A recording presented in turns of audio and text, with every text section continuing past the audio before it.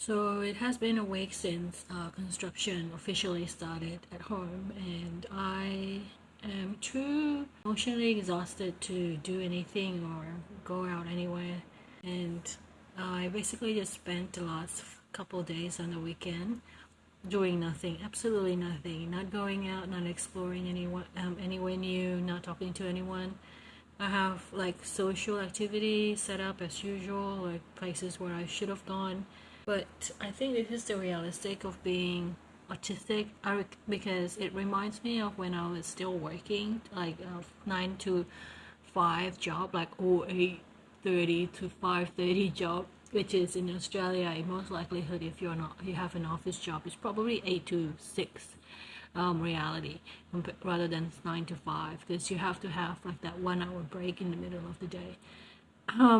In the past, I would have just spent all my time in the weekend recuperating, recharging my energy, my battery. And during this time was when I discovered that I was autistic, because I was just zombieing on the couch, watching God knows what on the TV. It was really bad then because the TV was not, there was not a lot of entertainment shows. Like you can't have internet on the TV before, like you have to watch whatever it is that they put on for you. In one of these really boring days, and basically burnout days, I came across Tony Atwood's program, which talk about Asperger women. Back then it was still called Asperger women. This was back in 2012, so about 11 years ago. And the way, like, from the moment he kept talking, I was like, wait, that's me, wait, that's me, wait, that's me. So I started like learning about it, but briefly, because after I discovered that bit, so that's the point where I figured out, oh, okay, I think I have Asperger. Back then it was still called Asperger. Now I know, like, I'm calling myself autistic because the community doesn't seem to like the fact that, Asperger comes from Dr. Asperger, which is part of the Nazi program to call autistic people and to differentiate them so that they basically can, decide whether they want to kill them or keep them alive, which is eugenic. But this weekend and this past week definitely reminds me of that. It reminds me of the that feeling of burned out just simply by sitting here and just doing my work while the construction workers doing their work outside. And I'm not even doing anything to help them out. Like, I'm not even doing the construction thing. All I'm doing is waking up at 6:30 in the morning and having to do that 5 days straight, and actually have to deal with people, even though it's very, very, very minimal. All I have to do is basically just say hello, good morning, and then I'll see you tomorrow. That's all I do. And yet it took so much energy out of me, and my PDA personality traits, which is pathological demand avoidance, is really screaming with the fact that I have to wake up early. So I'm struggling a lot. I took a nap a few times during the past couple days, and I felt like I was revenge sleeping, meaning like I would just go and take as much naps and as much as rest I could. That's why I felt like I'm having a flashback in regards to this. And also I discovered the fact that I think last week, where Australia basically passed a law, depends on your state, where if you're autistic, like, I guess this only applies if you're officially diagnosed as autistic, which I'm not. As I said, I discovered that I was having Asperger's 11 years ago. So that matters, that timeline. Well, Australia introduced this bill, depends on your state, that if you're autistic, you actually have to get your driving test license retested. It's like, I think it's an ABC article, so I think you can Google it, autistic driver ABC article, and you have to get your GP to tick off to say you are fit to drive. which I found to be ridiculous. I don't drive because I found it really overwhelming, but there's a lot of autistic people there that is so good at driving. It's probably better at people at driving because they recognize patterns, so they can actually avoid accidents if you can see like patterns in people's drivings, you know, behaviors that is out of whack than normal driving behaviors. I think the reasoning behind it was saying how, you know, autistic people have problems with recognizing social cues, so that would impact on their ability to drive. And I'm like, that's ridiculous in my head. But there's an argument, there's a circulatory discussion right now on TikTok, which I just kind of follow. And also, if I wanted to learn how to drive, I would like to have that option. Like, there is this test called the driving test to see if you're fit to drive. You actually have a practical driving test so that you would know if someone is not fit to drive, if they get overwhelmed while they're driving. That would be your test. It's not necessary for you to have someone to say you're fit to drive or not. I think it's much better to get their eyes checked, to get their emotional ability to calm themselves checked. Maybe it's probably better to get neurotypicals, to get them to have a psychiatrist to tick off whether they have the emotional maturity to drive or not, because road rage is a thing. Yeah, I do get offended about little things like this when, you know, even though I don't have friends, I feel like the autistic community is part of my community. So going back to that 2012, after I discovered that I might be autistic, I kind of forgot about it because my mom died that year too.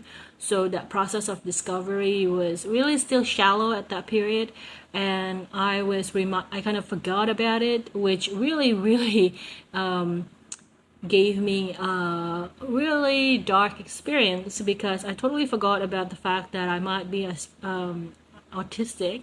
So I went down the meltdown route and I went down the catatonic depression route. It wasn't until in 2020 when we were having those pandemic and we weren't able to go out or do anything, and I was in going through TikTok, and back then like I discovered, oh, there's a TikTok community there's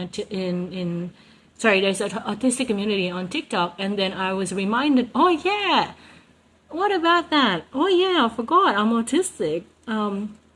Completely forgotten. And when I discovered that, I realized, oh, is that why I'm suffering so much from grief? Like I'm not experiencing grief as shallow as I'm not under, maybe that's the wrong word. I'm not trying to underrate other people's grief experience. Like I'm experiencing a lot more depth, like not depth, I guess, what's the word? I'm experiencing a lot more intensely, I think. Like people usually take a few years and they kind of move on, even though they might feel grief still. It might be still hard for them, but I was non-functioning at all. Went from the point from was able to maintain a certain facade, even though on the weekend I would just not functioning. I was still able to go from the 5 days to work to not being able to do that at all, to not being able to even sustain myself, feed myself, shower and stuff like that. Which was, very stereotypical shutdown symptoms in autistic individuals. And I have never thought of getting an assessment. First of all, I discovered in 2021 probably, because I have no intention of getting a diagnosis. I kind of played and toyed around with the idea.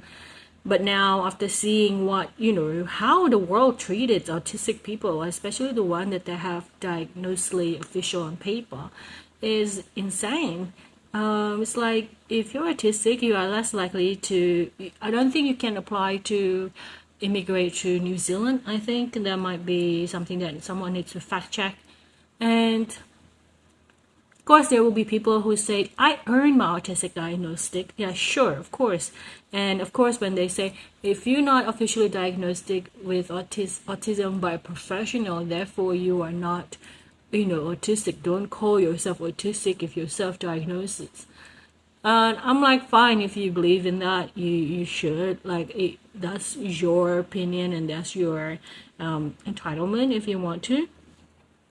But because I discovered me being autistic in 2012, and the golden standard in Australia, they basically scrambled their way into putting together an assessment type of guidelines that kind of can help people diagnose autistic people or autistic kids, especially in Australia, is in 2018.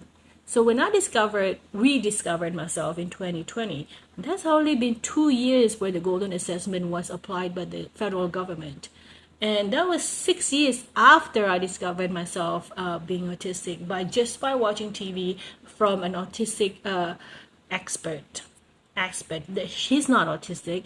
The person who discovered that autistic in girls is developed differently than autistic in boys, and therefore that's why they're getting missed diagnosed when they were children, because it's manifesting differently. But my point is, getting that out of the way, I am super duper tired. It's Monday and I really can't cope with dealing with this. I don't know when I'm gonna I don't know when I'm gonna upload a new video about going outside, to be honest. I'm currently just trying to survive this construction. I think there will still be another 4 weeks of this left. So I am actually at the point where I kind of wish that it's raining for a whole week so that they have a week break. Because if it's raining, they can't do anything outside. But yeah, so this is me doing an info dump, because apparently that is one thing that actually calmed down the system as being an autistic person. And I know I don't really talk about personal things here, which is usually very helpful, because going outside and going and exploring different things is good for me, for my brain. It's like this distraction first of all, and it's also a novelty aspect of new things. Anyway, it's enough rant from me today, so hopefully you guys are doing well. And I don't know, the next video will be another rant video, or whether it will be resuming to normal programming. Anyway, see you guys later. Bye everyone.